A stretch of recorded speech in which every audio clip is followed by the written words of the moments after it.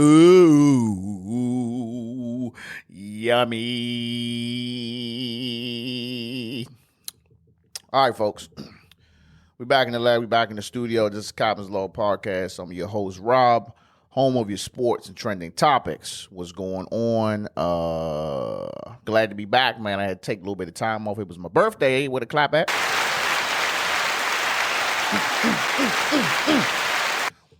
All right, that's enough. It was my birthday. So topics for the night is my trip to Jamaica. And I'm definitely going to cover NFL's running back value. Is it diminishing and why? That's the only thing I'm talking about tonight. So if you ain't fooling with it, then I'm going to holler at you. If you are, I'm still going to holler at you. First, let's get into it, man. So for my 38th birthday, went to Jamaica with Montego Bay. I loved it. It was much needed, man.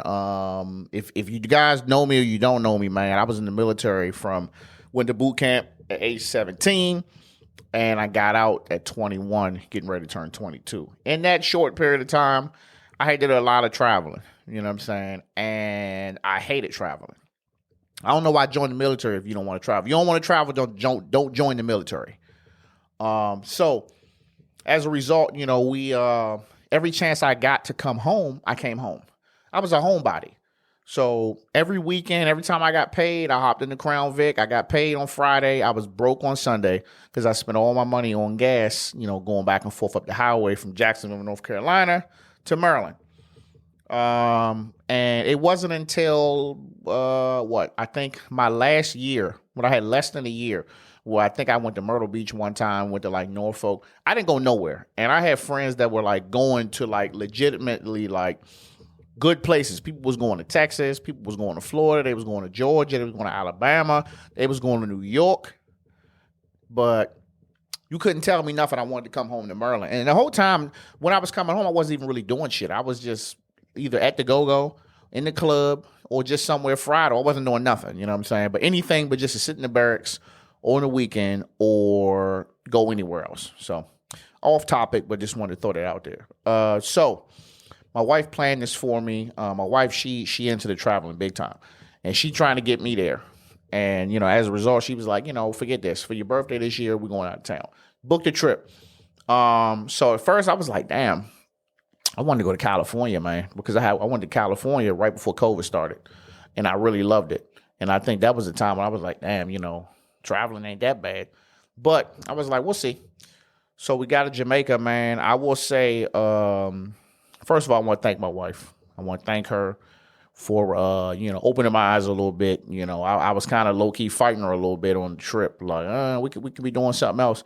And another thing I realized is, you know, before, you know, we really started taking trips like that, when I used to ride on the track, motorcycle track, I'm going back soon too. I pretty much used to travel to the track all the time. Now, granted, it was only like West Virginia or New Jersey or North Carolina, but I was doing that like, you know, between 1 to 2 times a month for like 6 years straight. So, you know, I guess at some point, you know, you got to bend a little bit, you know. So went on the trip, man. We got there, you know, we was in a nice little resort. The first thing I said, you know, when we got into the vehicle for our driver, I said, go ahead, take me so I can pick something up. I need to make a pit stop. You know what I'm talking about. So made a pit stop, picked up some little cush or whatever, got to the hotel, blessed the room, and we were just chilling. But I think after about a day, we was like, shit, we got to get up out of here. You know, we had laid around for about a day and a half. So we like, well, let's do some excursions. So we did a couple of excursions, man. We did one of those timeshare tour things. Listen, if you ain't never done a timeshare, don't ever do that shit. You understand? These timeshares, these folks, like, they'll give you a good tour. They'll like this. So this is what the lady was doing, right? The lady was cool. I think she was a sweet lady, but she was really like reaching. She was looking for anything to like try to like win our hearts, you know, to win us over. So like, you know, I was stretched. Like on my left arm, I got my son's name, Aiden. So, you know, I would go stretch, and she was like, oh, who's Aiden? And then I'd be like, it's my son. Oh, Don't you wish he was here right now? Hell no, I don't wish he was here right now because it's cheaper if he stays his ass home. The fuck? And then she started asking all these questions like, what do you do for work? Like they would just, it's almost like they knew they had our information before we got there. And as a result, they started y'all like asking questions like, oh, she's like, oh yeah, I got a dad and he lives in Hyattsville, Maryland and all this. And I'm like, come on, dog. You're telling me we in Jamaica. You telling me the only place you've been is Florida. Shout out to Chad, Derek, editor. What's good, baby? You live in Jamaica. You said the only place you've been is Miami, but then you say you got a father that lives in Hyattsville. I ain't saying she was or wasn't telling the truth, but it sounded like some bull to me. But I entertained it. So after that, man, they get there. We went to eat. Probably had the best jerk chicken of my life on a resort, Seekers Resort. And after that, she's like, "Oh yeah, so if you could just put down $5,900 a day," and I was like, ugh. I was like, "Yeah, that's not gonna work. I appreciate it though." So next thing you know, she go call her manager. Yeah, she come down. She get to talking. Her hands a little big, so I'm being, I'm being cautious. I was like, them hands look a little too big. You know what I'm saying? And she's just like, "Oh yeah, blah blah blah blah blah blah blah. If you could do $2,500," and I was like, "Nah." She's like, "But you have to understand the memories." I was like, "This is a memory." Nah. You know what I'm saying? So then she was like, all right, well, I'm just going to get so she bring a whole nother person. Now, granted, I just watched this same dude sit here and try to persuade the people next to us talking the same little nonsense. So I already know what type of time they on. You know what I'm saying?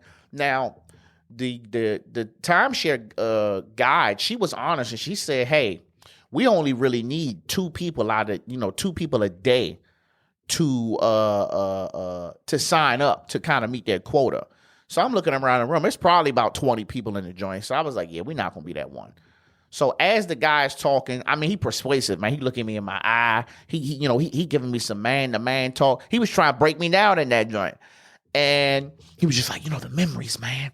He's like, look in my eye. He's like, the memories will start here.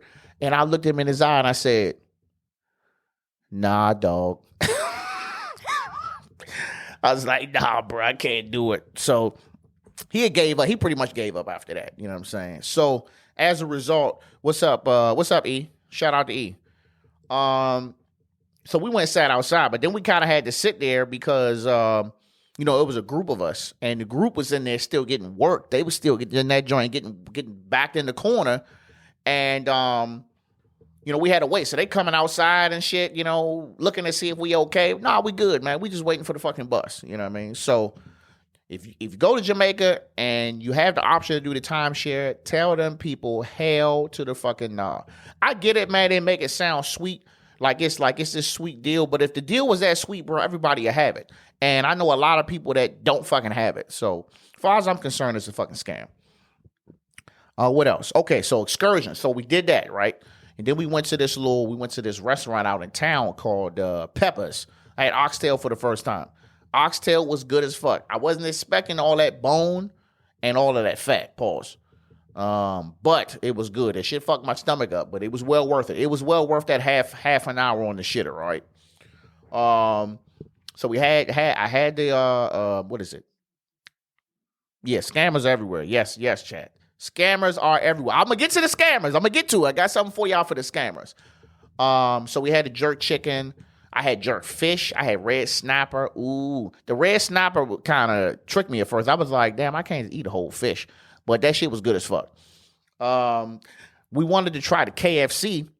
We heard that KFC is like the best shit ever in Jamaica. But every time we saw one, the line was too fucking long. I was like, yeah, I mean, it's good. But I ain't waiting in line like that. You know what I mean? So back to the excursions. I'm getting off topic. So for the excursions, man, Wayne Head Park Star. What's up, baby? We went to this joint called Chukka. No, we did Bob Marley tour, and then we did Dunn's River. Dunn's River is this. It's like a little theme, like a little small water park type of deal, where it's they say it's one of their most visited attractions. So we went there, and you pretty much pay a couple dollars, and you get in the river, and you climb up a waterfall, and the guys assist you. So I was warned by our tour guide that says, "Hey, once you're done with the excursion, you got to walk through this little, kind of gift shop area." He was like, "People gonna try to sell you stuff." She's like, "But be careful of the folks who are gonna try to act like they're giving you something for free." He's like, "It's not free, and they're gonna follow you, and they're gonna expect you to pay, and they're not gonna try to take it back." So I'm like, "All right, cool." So we get done, you know what I'm saying? Took a lot of pictures. I thought the Dunn's River joint was sweet. I would recommend that. Beware when you walking through that gift shop area. So we get through the guy. He see my tattoo on my chest, and he's like, "What is that? What's USMC mean?" So I said, "It's Marine Corps." He's like, "Oh, you military?" He said, "Man, I got something for you." He's like, "Look, I made this especially for you," and it says like boss lady or something. He's like, "This is for your wife." So he was trying to hand it to me. So he kind of like put it in my hand. But then when I seen what was going on, I said, no, you can take this. You can take this. And he's like, "What you mean?" I said, "No, you can take it. You can take it." He's like, "It's a gift for you." He's like, "You don't like gifts?" I said, "Nah, bro, take it." So I kind of like put it in his chest. "Take it, bro." And he just had that look like, damn, I thought I had one. Nah, bro. So after that, man, we went to the Bob Marley joint. And that shit took us about an hour and a half to get there. Not because it was a long ride, not because it was up on a mountain that was 2,000 feet above sea level, because the roads are fucked up. You know what I'm saying? Not only, in Jamaica, they're driving on the left side, but the roads is fucked up. So, you can only kind of, you got to get around the potholes as best you can. A lot of potholes, dog. A lot. Them roads ain't been touched in probably, years, decades. So by the time we got there, you know what I'm saying? They kept reiterating that, on the Bob Marley tour, you can smoke weed, you can smoke weed anywhere. Apparently you can't apparently you can't just freely smoke weed in Jamaica like we all think. I don't think so, because even, when I was indulging there, I had to find me a quiet spot, like on the beach somewhere. I couldn't or like on my balcony. I couldn't do it in the room or nothing like that. So we get to the Bob Marley joint. So that you got this guy, he's selling some big wall. What's happening? He's selling brownies. He got he got the regular pre-roll blunts. He's selling whole ounces. He's like, "Well, Bob Marley, he used to like the purple shit or whatever." So I'm like, all right, bet. I was like, "Well, let me get that." You know what I'm saying? So I get me a little purple joint. I get me a Bob Marley special. I was like, I'm down for the cause. So next thing you know, bro, I walk like 10 feet. Another dude walked him. He's like, my brother. What? Sorry, if that's a bad accent, man, I won't make the accent. He's like, "My brother, what'd he give you?" He's like, "Oh, that's some shit. Let me give you what I got." And he was like, "Let me give you a lighter." So then he he lit the joint up for me, but then was like asking for a donation for me to use his lighter. So I'm like, okay. I was like, "Well, we're not doing that."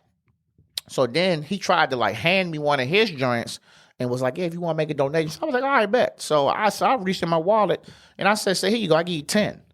So then he's like, give man 20. So I'm like, "Huh?" He's like, hey. So he like stepped up and he was like, give man 20. I was like, "First of all, get back." And I'm like, "You want it back?" I was like, "Do you want it back?" So then he kind of turned around and walked away. I'm like, "The fuck?" Like, I know we in a whole nother country, bro, but I'm not on that type of time. You know what I mean? Don't be stepping up on me. So get in the joint. Needless to say, I'm gonna save my comments for what the weed is looking like over there. But the Bob Marley tour joint was quick. It was a lot of they trying to sell stuff. Kalo, what's up? It was a lot of them trying to like sell stuff. You know what I'm saying? So we came in and we waited in the gift shop. You know what I'm saying? Then we went up some steps and it was another gift shop. And then we went up some more steps and there was a bar connected to a gift shop. So they showing us, a lot of Bob Marley's records and stuff like that. And we come in the hallway, it's another dude, he got weed trying to sell weed. I'm like, bro, this is the third person trying to sell me weed. You know what I'm saying? Then we mess around and, we going through the tour. We had some people perform. They was asking for tips. And then we went all the way up to the top of this hill where the graves were. And probably 20, 30 minutes later, the trip was over. So I'm like, I was like, damn, bro, we went kind of far for this. You know what I mean? If you're a Bob Marley fan, I would say do it. If I had a choice to ever do it again, I'm going to say hell no. So then we leave. Went out to dinner. Next day, we went to this joint called Chukka Outpost. This is where you got your four-wheelers, your horseback riding, your zip lining, stuff like that. So we did zip lining, we did the four-wheelers, and we did the bamboo rafting. Rick, what's up? The zip liner was pretty cool, you know what I'm saying? At this point, the thing for the four-wheelers and the zip lining, this is just clearly entertainment to watch my wife terrified because she don't want a zip line and she damn sure don't want to be on no four-wheeler. The four-wheelers was lit. They was the big Polaris automatic joints. So anybody can get on them. And we just went around for about a half hour and that was it. So once we were done, we ate. We had some more jerk chicken. And then from there, we got on a bus and drove probably about an hour to do the bamboo rafting. I'm going to go, and I'm going to tell you right now, the bamboo rafting was by far the best part of the entire trip. That was the best excursion that you could do, especially if you with your significant other. I highly recommend the Chukka bamboo rafting. So you pull up, you're on this island. I think the island is called Lethe. And it's all village people. Everybody who work at this joint, they live in the village. You know what I mean? We was in them villages. We was with them peoples. We was supporting the island. You know what I'm saying? Like we were instructed. Man, make sure y'all support the island. Bet. We gave up plenty of money. So we get on the joint, and they giving out like complimentary champagne or red stripe. So I was like, well, I don't drink. So the guy, he's like, I'll take care of you, man. Get your coconut. So we get on the raft. I posted this shit online too. It's on my social medias. Make sure y'all following all that shit. So we get to rolling down the joint, and we're going down the river. Man, it's people on the other rafts. They got speakers on their joint. They got hookah on their joint. They smoking weed. These motherfuckers eating food. They got everything right on the water. So if you need something, he just gonna paddle your ass right over to it. Boom, get you what you need. He gonna keep on pushing. We didn't require that much. You know what I'm saying? We was just really out there for the experience. So we went a little bit down, and the guy, he said, I'm gonna get your coconut. So he pulled us to the side, tied us off, and then he went up in the woods. My man climbed up in a tree and got us 2 coconuts and cut them shits open and took 2 little tiny baby bamboos and cut them shits into straws and gave us 2 coconuts. I looked at my wife, I was like, but we got to tip him. We got to tip him good. You know what I'm saying? So I was like, he's getting the tip, guaranteed. So we get down the joint, and this is where, I start asking questions. I was like, man, what's up with like the wildlife? What do y'all have here? And he said, we don't have nothing. Apparently the only thing they have in Jamaica is cattle, a lot of stray dogs and cats, some exotic birds and mosquitoes. And that's it. They don't have no snake. I was like, damn, y'all don't got like no snakes, no alligators. They don't have none of that shit. That's crazy. I thought everything outside of the United States, they had all types of wildlife, but they said they don't have none of that. So then he took these 2 rocks, special rocks, rubbed them together, and then was peeling the shit off. The shit came off like it was some lotion or something. And he was putting it on my wife's legs. I was like, hey, don't go past the knees. So put the shit on her legs, gave her a good little rub. We floated down the joint. He talked to us some more. He took a shit ton of pictures. Like, give me your phone, man. Was taking pictures. He was putting my wife in a position, like, put the joint here. She was taking the pictures. I said, damn, my man, high risk. You know what I mean? So I asked myself, how long you been out? He said they've been doing that shit for 20 years. So I'm like, bro, they be in them villages their whole life. My man looked like he was in shape. His feet looked like he been running. He been barefoot his whole life, but he was a great fucking guy. And then we left, you know what I'm saying? We went back. So that's the good stuff. I would highly recommend it. But I got to get into some cons though. I got to get into some cons about Jamaica. Just some small stuff. Now, granted, the stuff that I'm ready to go over does not reflect the entire country. It just reflects my experience. I would still recommend anybody to go to it. All right. First and foremost, that weed is mid as fuck. You need me to say it again? Unless I picked up some tourist shit, that weed in Jamaica ain't what I thought it was gonna be. I thought it was gonna be the creme de la fucking creme. That shit was some George W. Bush. I was better off just getting a vape or some gummies or something. Nah, It was okay, but I was expecting to be in goddamn cloud 9, and I wasn't even in the cloud. I was just right below it. What else? Them roads. I mentioned it earlier, but I'm gonna reiterate. Them roads in Jamaica is fucked up. And the motherfuckers that's driving on them roads can't drive for shit. No, they can drive. They just drive too goddamn aggressive. I don't know if we racing or we running from the police. I mean, we in these little buses. You know, they don't have Uber. You know what I'm saying? They got taxis and they got like taxi buses. So they got like the little, the little mini buses. You know what I'm saying? All the cars is either black, white, or silver. You might have an occasional red or something in here and there. Maybe somebody try to paint that shit themselves. Bro, they tailgating. You know what I'm saying? They excessive horn beeping. They going around blind corners fast as fuck. They going around people. They going around people in the oncoming traffic, knowing that the oncoming traffic is there. Fuck it, I'm going around them. You know what I'm saying? Like a lot of big truckers. The truckers is driving trucks like they cars, like semis like they cars. You know, ain't nobody running no lights and no shit like that. But they cutting in front of people left and right. Everybody drives aggressive, dog. So what they do is when you in them mountains or you on them skinny roads, they still drive the same speed, but what they do is they beep. So if you're going around a blind left, they just successfully beep, beep, beep, beep, beep, beep, beep, beep, beep, beep, beep, beep. So at least the person that's coming around the corner can hear them and they just slow the fuck down. Instead of just, slowing down, you don't have to do that. That wouldn't make sense. But terrible drivers. Tips. Everybody want a fucking tip. Bro, the tipping thing, the tipping thing is excessive in America too, but it's more so like when you swipe in your car, you paying for something, do you want to leave a tip? Nah. I'm going to just give you an example. When we went on our excursion, our day 2 excursion, we got picked up at the hotel. The driver took us to Chuck Outpost. He had his hand out looking for a tip. We did zip lining. They asked for a tip. We did 4-wheeling. They asked for a tip. Now, granted, I had like 3 or 4 wristbands on, and after that, I asked the lady, could she cut them off? She cut them off. She asked for a tip for cutting my wristbands off.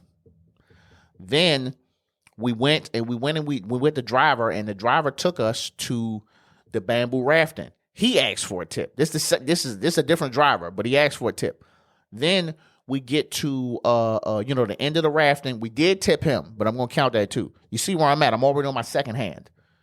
And then we got dropped off at the hotel. And he asked for a tip. Bro, 7 times in one day asking for tips. So, if you can, bro, cash. You going to Jamaica? This is probably any country outside the United States. Cash. Cash, cash, cash. Do not swipe your card if you do not have to. And I'm really talking about like, if you in like a restaurant or something, yeah, that might be okay. But what I'm talking about, when you out in town and shit like that, do not swipe your card, bro. I'll tell you 2 instances. We went to a gift shop because we need to get some water shoes. So we go in the joint. So we get 2 pairs of water shoes. And I was like, well, let me get some raw cones and a grinder. And we picked up like 2 or 3, what do you call it? Shirts. Picked up like 2 or 3 gift shop shirts, souvenirs. And that motherfucker rung this shit up. And it came out to like $230. So you're like, the fuck? So my wife already hip. I was kind of green to it. I ain't gonna lie to you. She stepped in. She's like, nah, just get the shoes. So I was like, well, just get the shoes and put the raw cones in there. We can't forget those. So the guy was like, oh no, I make a good price. He was like, we can do it for $199. So I was like, nah, bro, that ain't gonna work. So then he just kept going. He got down to $150. I was like, bro, just the shoes and the raw cones. That shit came up to $67. So I'm like, you telling me, I'm looking at the shirts. One shirt say 25, one shirt say like 30, another one say like I think 23 or 24. You telling me you went from $67 to $230. You tried to upcharge us an extra like fucking $100. Like we wasn't gonna be hip to it. So he acted like he had an attitude. I'm like, how you got an attitude? You didn't try to scam us. You know what I'm saying? I'm like, I could have pulled your ass over the counter. Left up out of there. when we were at the Chucker Outpost joint, I had to get a locker. And I was like, damn, we out of cash. I done went to the ATM twice. You know what I'm saying? It's my fault that I didn't have cash. So this is all self-inflicted. So I was like, I'm gonna just pay for a locker. So the lady was like, you don't have cash? So she started talking in Jamaican, pretty much talking shit because I don't got no locker. And I'm like, well, I mean, give me a locker. What the fuck? So she's like, oh, I need your ID. So I'm like, all right, bet. So get the car, get my ID, and we leave. Bro, the next day, somebody tried to take $150 out of my account. They tried to buy some shit from Walmart.com, $150. So the bank, I get the bank fraud joint. They didn't lock my card up and shit. So I got to call her, and she was like, yeah, it says here at 4 something this morning. I was like, that wasn't me. So luckily, if you don't got the fraud shit on your account, you should get that because that would save me some money. And granted, this was Thursday, we were leaving, so I didn't have, we were ready to go home, so I ain't really have to, it wasn't really no stress. But, yeah, bro, they tried to hack my account. So between that, bro, and everybody asking for money, I at this point, I had like a bitter taste in my mouth, and I was jolly ready to go. But yeah, they tried to scam me, bro. So cash only, bro, if you can, because yeah, everybody out there trying to get you. But overall, I will not let those few rotten apples dictate how I feel about the entire country. I think the hospitality is there. I think the people were really welcoming. I would definitely go back, probably at a different resort. I would do it with a group, you know what I'm saying? And I would most definitely try to find one driver that's going to drive us wherever we need to go the entire time we're there. Simple as that. Any other questions about Jamaica? Look that shit up. But that's my experience, and happy birthday to me. All right, so let's move on to sports. So this is a fairly fresh topic. I just seen this shit yesterday. I wasn't going to say nothing, but I was like, it's kind of a hot take, and I do have an opinion. You know how my opinions are. So as of lately, man, the question is, why has the running back position devalued? So this comes from Josh Jacobs, Saquon Barkley, and Tony Pollard. As of lately, they were expecting long-term deals, and they didn't get it. So at this point, they're opting out of minicamp and, with no penalty. I think Tony Pollard did take the option, so it's really just Saquon and Josh Jacobs. Now, just to give you a little bit of background, Josh Jacobs plays for the Raiders. He's 25 years old. Saquon Barkley is 26 years old, plays for the Giants. Tony Pollard, he played for Dallas. They were expecting a long-term deal. Now, when I hear long-term deal and I'm thinking running back, I'm just trying to figure out, like, what do y'all consider a long-term deal for running back? Like, real quick, Jalen, what's up? Jalen, what do you consider a long-term deal for a running back? I'll give you a couple of seconds.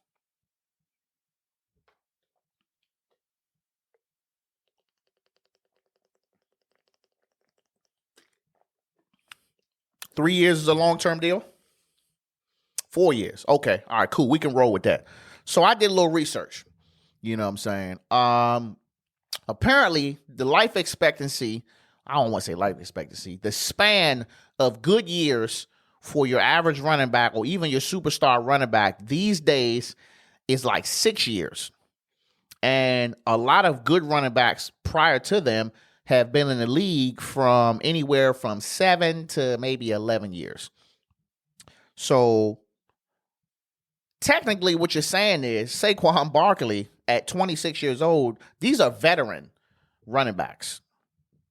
So my thing is, so you've been in the league. I don't know. Let's just take a guess. If they 25 and 26, let's just say they came in the league at, I don't know, 20 or 21. So they're coming up on 5 and 6 years. And you expecting to get a 3 or 4 year deal. Now, I'm not sure of Josh Jacobs' injury history, but I'm very familiar with Saquon's. Saquon had a good year this last year that passed, but he was hurt. Prior to that, he was hurt. You know what I'm saying? He was the workhorse for the Giants when he got there. And as all football teams do with running backs of his size, they run them to the ground. And then we talking about devaluing a position. They're overworked. Like when you look at like these dual running backs, when you look at like your Antonio Gibsons or your Alvin Kamaras, who they don't just be running like that. They might do some block shit. They do a couple of passes. When you just a downhill runner like these two dudes, you gonna burn out. So my thing is this: you can go back and look at how many players like back in the day who was dogging, and you gave them that check, and as soon as you gave them that check, they was burnt out. Who's the last running back? Chat. Who's the last running back who got paid a pretty decent amount of money and ain't been doing it since? I'm gonna give you one guess. And he just got cut. Who am I talking about?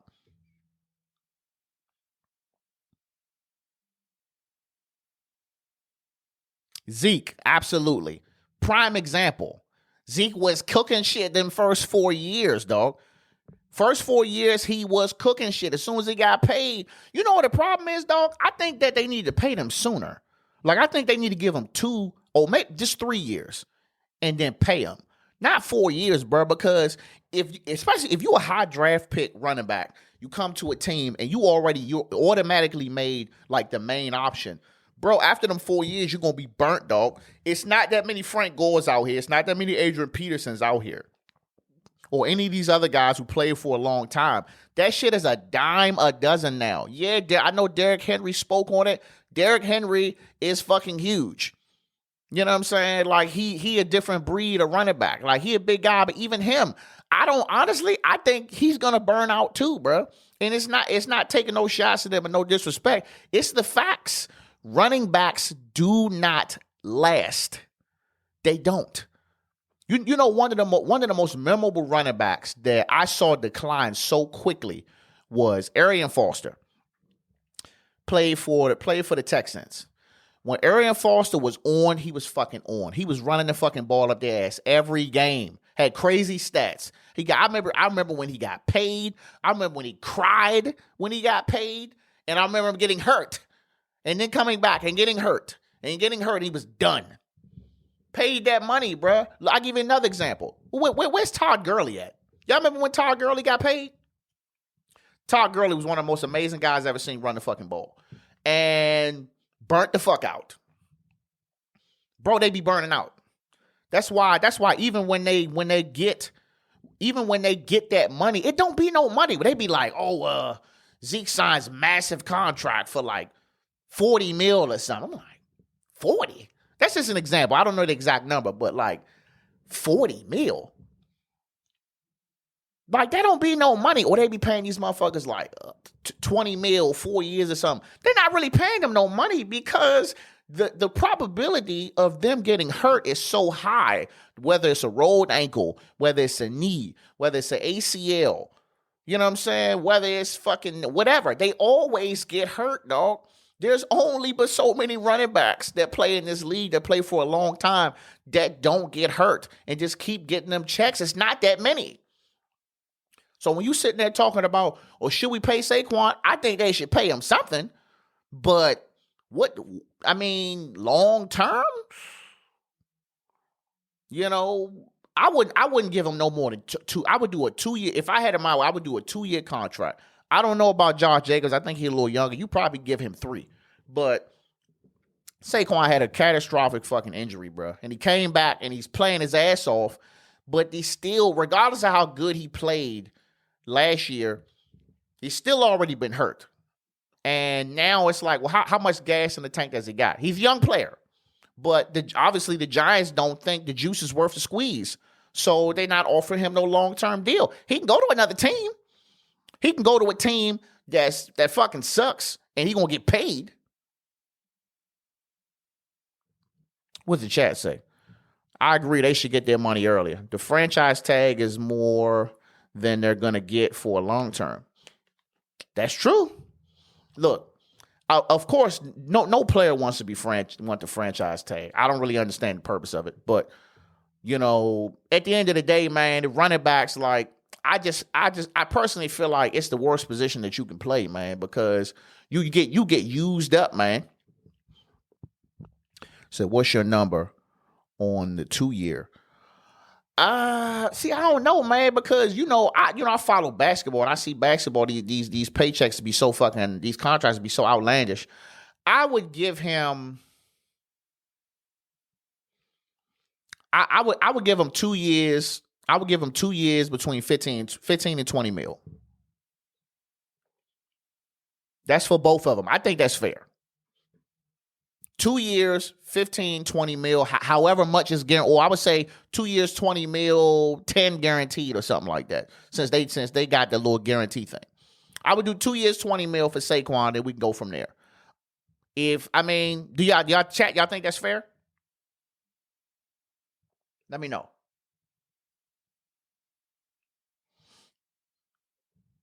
Chad says franchise gives a player a year to prove their worth and a team to find a trade. Bro, and that's the thing. And this is why I understand why he doesn't agree with it. That's wasted time. Like, that's a waste of a year for someone who is on the cusp of being considered old. Bro, after 28 years old, you are old to be a running back. You're old.